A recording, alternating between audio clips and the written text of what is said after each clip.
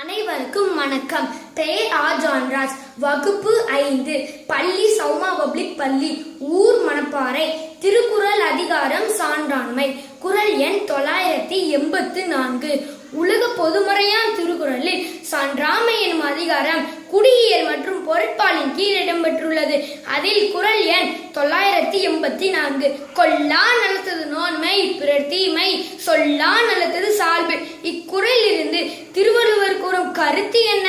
பிறர் உயிர்களை கொல்லாமல் இருப்பது தவத்திற்கு அழகு. பிறர் குறைகளை பேசாமல் இருப்பது சான்றாண்மைக்கு அழகு.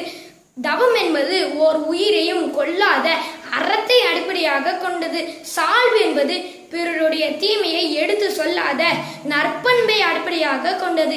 இக்குறளில் இருந்து மாணவர்கள் கற்றுக்கொள்ள வேண்டியது யாதெனில், கோல் சொல்லிக்கொண்டே இருக்கும் பழக்கத்தை கைவிட்டு சான்றாண்மை எனும் நற்பண்பை பெற முயல வேண்டும். பிற தீமை மறப்போம், சான்றாண்மை பண்பை பெறுவோம். நன்றி.